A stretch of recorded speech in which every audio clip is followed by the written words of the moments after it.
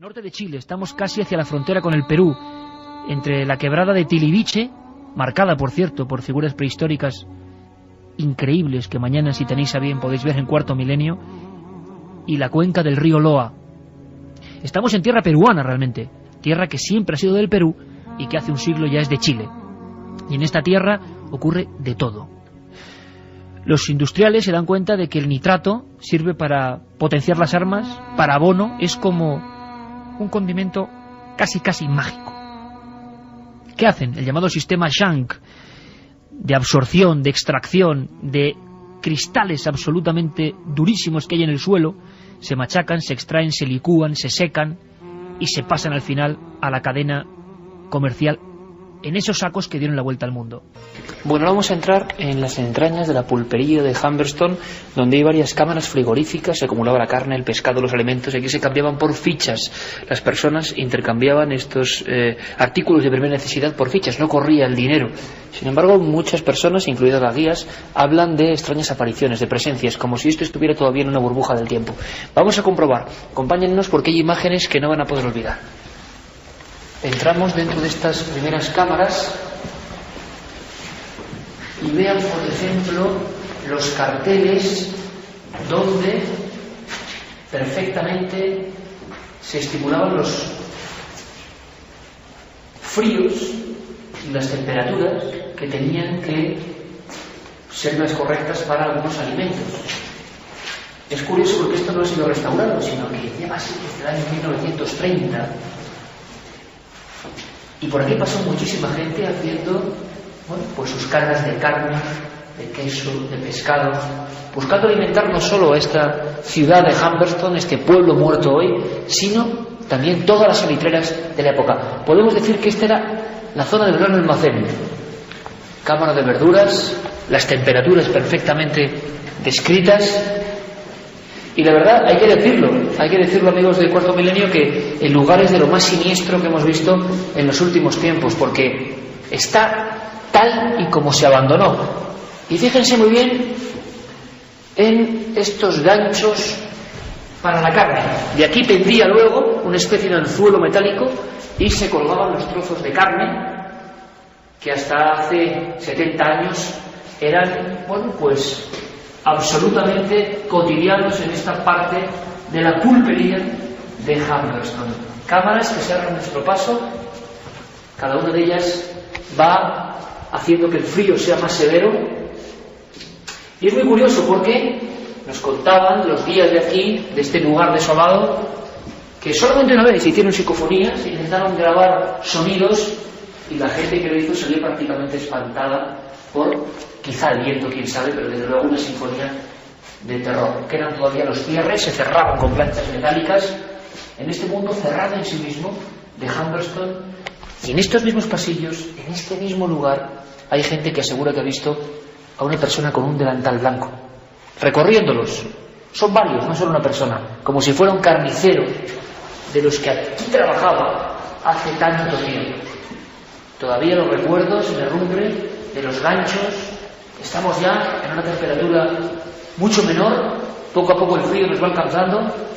Este era uno de esos lugares importantes en la vida cotidiana, y hay que decir que tanto los restauradores como los guías hablan de que es uno de los lugares que más escalofríos les produce. 1:12, bienvenidos amigos. Comienza la 8ª temporada de Milenio 3 y es curioso lo que uno puede volver a sentir escuchando algunos documentos grabados a vuela pluma hace apenas unas semanas en el desierto más seco del mundo, en el desierto más seco del planeta Tierra. Existen 137 poblados, los poblados salitreros, que llegaron a ser muy ricos, llegaron a ser un motor importantísimo en la economía de todo el país chileno, y que de pronto la desgracia, la vida es así, un material más novedoso, más eficaz, más barato, dio con toda aquella vida al traste. ¿Y cómo era aquella vida? Aquella vida que de alguna forma vamos a recuperar esta noche y os prometo emociones fuertes. Es la mejor forma de empezar. Escuchabais incluso hablar de nuestro programa hermano, Cuarto Milenio. Fuimos con la cámara de televisión y con el eficiente y fiel minidisc. para grabar el tiempo y la historia de esa gente. Pocas veces nos ha impresionado tanto observar lo que pudo ser la vida. Eran como fósiles de vida. Me escuchabais dentro de las cámaras de congelación de la llamada pulpería. La pulpería era un mercado. No existía el dinero. Aquella gente era esclava, tenía fichas. Muchos jamás salieron de aquellos barracones. Recorríamos Humberston, una de esas ciudades salitreras. 4.000 personas vivían allí, que se han quedado como un espejo de otro tiempo. Un tiempo de enfermedades, de niños con paludismo, de barracones sombríos, del ruido de los martillos, de los motores extrayendo salitre, y al fondo, muy al fondo, la casa de los señores ingleses que dominaban todo eso. Y después de tanto tiempo, tantas toneladas de yodo, de nitratos, que se hicieron célebres en todo el mundo, de repente llega esa desolación. Algunos no querían marcharse. En todos esos pueblos solo quedan 2 personas y las hemos entrevistado. Pero nos da la sensación, caminando por escuelas donde se ven los pupitres y todavía hay algunos cuadernos, las carnicerías con los ganchos de herrumbre donde hubo piezas de carne, el hospital todavía con las puertas y la marca donde estuvo el aparato de rayos X. Cuando vemos todo eso nos da la sensación de que de alguna forma nos han marchado algunas personas, por ejemplo las que allí murieron. La matanza de Santa María de Iquique, la matanza de la oficina salitrera La Coruña, la matanza de la oficina salitrera de Zapiga. Hay miles de muertos por revueltas obreras en estos lugares. La mayoría de las personas han querido olvidar, pero otros de cuando en cuando, algunas noches, yendo por la carretera A16, considerada la más peligrosa de América, vuelven a su pueblo y se quedan mirando el kiosco de los helados y los confites que todavía está ahí. Se quedan mirando el kiosco de los músicos que estaban en mitad de la plaza. Se quedan mirando la biblioteca con los pocos libros que todavía siguen ahí al viento más seco del mundo. Y entonces nos cuentan historias de gente que, por ejemplo, ha visto a personas que ya no pueden ser. Historias de personas con un delantal blanco, como uno de aquellos carniceros con el torso prácticamente desnudo, trabajando a 50 grados en condiciones imposibles, y que desde 1870 a 1950 hicieron de aquel mundo algo muy diferente a todo lo conocido. Nuestro equipo, el de Milenio 3, ha querido pisar durante una semana ese mundo, de arriba abajo, con un minidisc y una cámara, para recuperar el eco de esa historia. Y nos hemos encontrado con auténticas sorpresas. Con nuestro querido compañero Jerey Martínez, un E18 en la nave del misterio. Qué alegría esta 8ª temporada con todos vosotros, con más ganas que nunca, que no os quepan dudas, de traer la historia, por ejemplo, grabada, en sonidos. Seguro que en muchos pueblos, mucha gente veterana que está escuchándonos, ya sabéis que ahora vamos sábados hasta las 4, con todos vosotros. Mucha gente veterana estará recordando que en la entrada de sus pueblos había un cartel que ponía nitrato de Chile, con un pampino, con su sombrero y su saco. El nitrato se empleaba no solo para abonos, sino también para fabricar pólvora. Y por eso decían ya que los romanos y hasta los egipcios embadurnaban sus armas con una especie de primitivo nitrato, o que los más antiguos momificadores venían de esta tierra utilizando natrón, que era un nitrato muy parecido, y también los egipcios lo hacían. Es decir, una sustancia de la propia tierra, de esos desiertos de sal, que se convirtió en el oro blanco. Y por ese oro blanco mucha gente se hizo rica, mucha gente vivió en la miseria y la hacinación, y por supuesto mucha gente, desde luego, enfermó y fue muerta por otros en revoluciones. En esos barracones, en esos lugares hemos sentido muchas cosas y teníamos la necesidad de contarlo. Pero nos encontramos también, como digo, con inesperadas sorpresas. En ese mismo lugar, en la pulpería, unas cámaras que van metiéndose dentro del suelo y que prácticamente van siendo más frías, todavía quedaban los carteles donde ponían salchichón, tabaco, carne, tocino, todo sin restaurar exactamente como estaba en aquel tiempo. No se ha movido nada, pero mucha gente Mucha gente hoy que tiene que conservar estos lugares nos habla de apariciones y lo hace sin tapujos. Georgina Díaz, por ejemplo, es la encargada de conservar este lugar, de vigilar por él, de enseñárselo a quien quiera llegar hasta ese enclave remoto, porque la UNESCO lo ha proclamado, lo poco que queda de los 137 pueblos, patrimonio de la humanidad. Pero por supuesto nosotros queríamos saber mucho más que la historia. Hay una piscina de herrumbre, una piscina de hierro, con sus vestuarios, sus graderíos. Hay una cancha de baloncesto y los últimos puntos se anotaron hace 50 años. Y todo está exactamente igual, con sus sonidos. Georgina, maravillosa persona, nos hizo vivir cada rincón. Ella lo conoció con vida. Y nos cuenta que en esa carnicería, en esas cámaras de congelación, siempre ocurría algo, o mucha gente afirma que pasaba algo.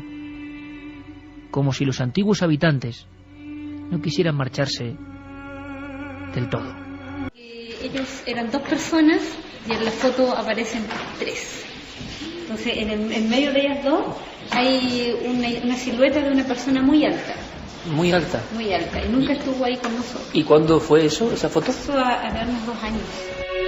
Es curioso cómo la tecnología moderna ayudaba a lo que antes eran mitos y rumores, porque mucha gente, y lo vamos a escuchar, militares de la Fuerza Aérea, en esas mismas cámaras de congelación, aseguraron que alguien muy alto, con batín blanco, como haciendo una labor de otro tiempo, quién sabe si coger trozos de carne putrefacta o no, trasladar el hielo, afilar los ganchos, se veía de repente.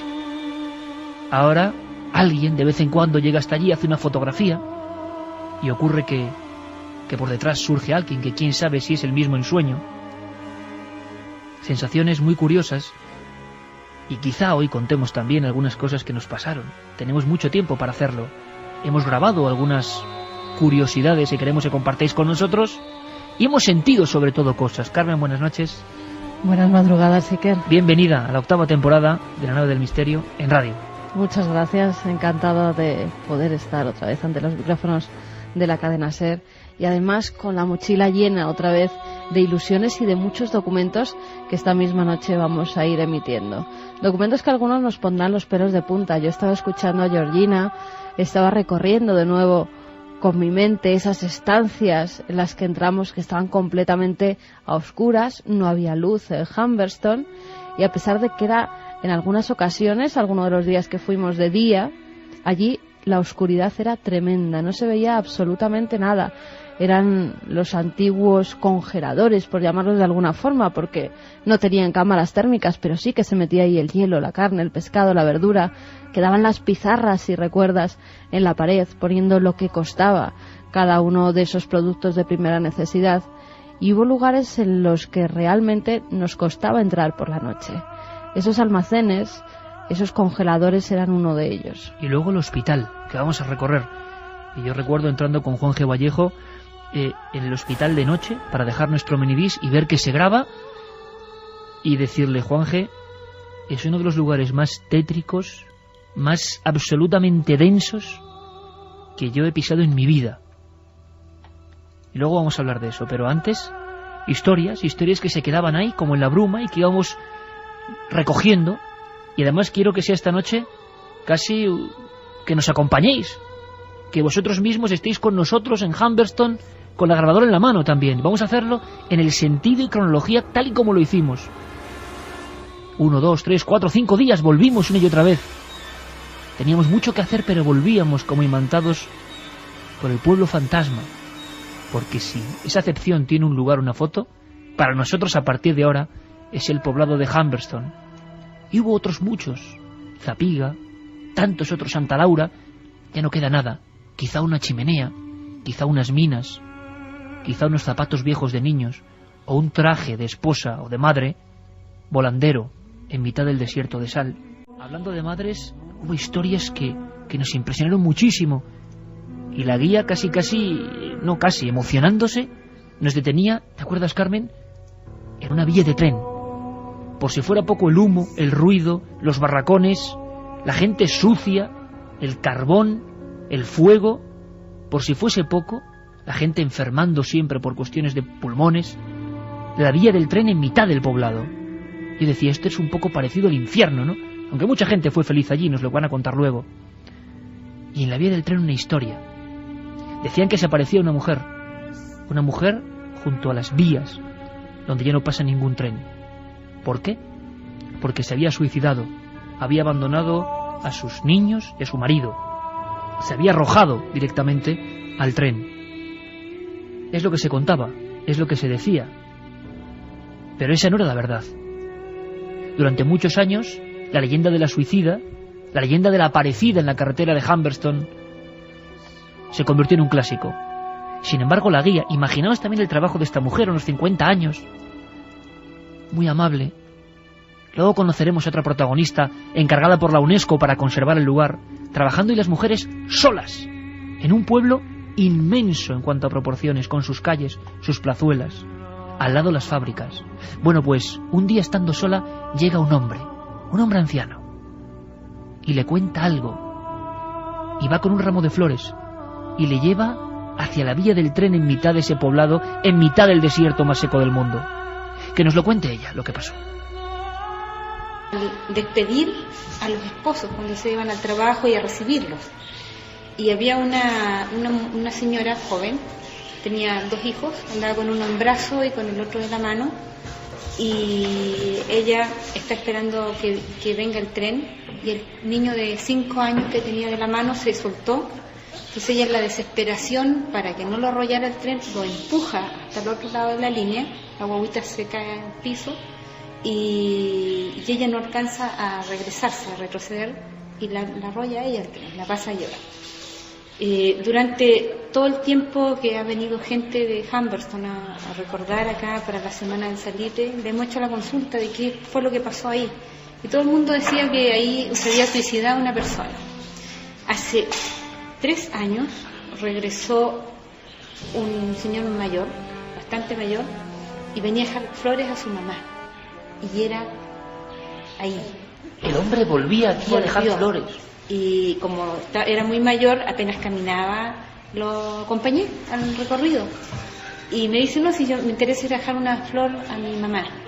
Entonces yo pensé en la plaza, porque aquí en la plaza se esparcieron las cenizas de una persona. Entonces, no, me dijo la que está detrás de la iglesia. Le dije yo a la señora que se suicidó, me dijo, no, usted, dijo, se va a preocupar de contar las cosas realmente como son.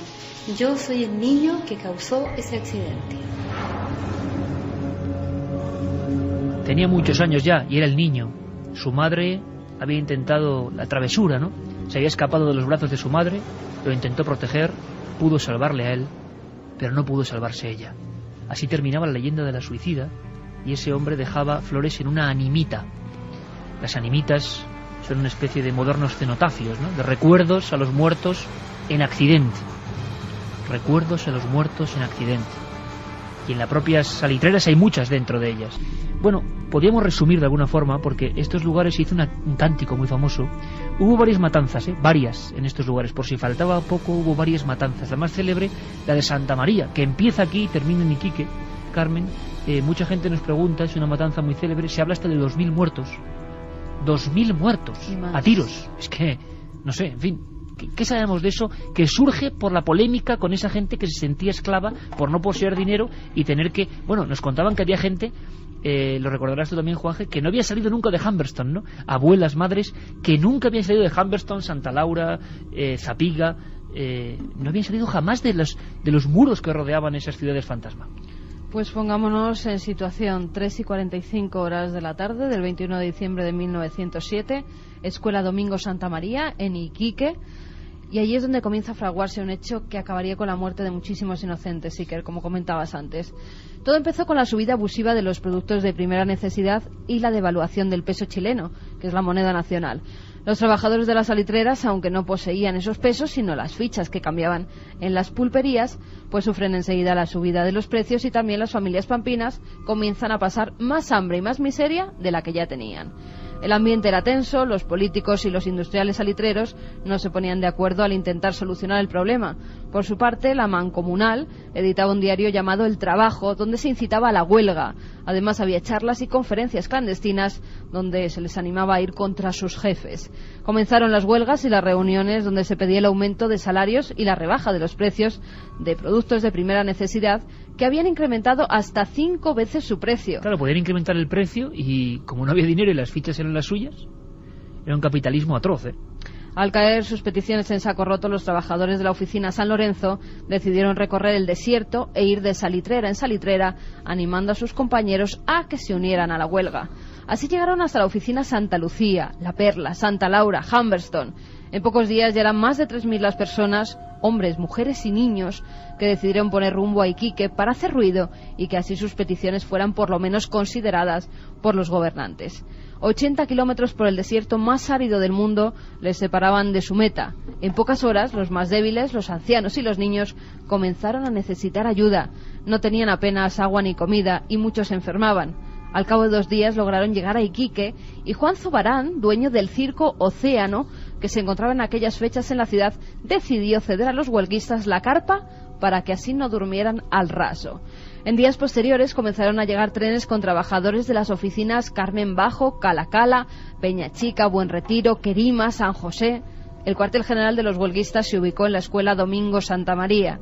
Allí se leían las noticias de los periódicos que les apoyaban y les incitaban a seguir con sus reivindicaciones y su lucha. Comían, dormían hacinados en el suelo y planeaban sus siguientes acciones.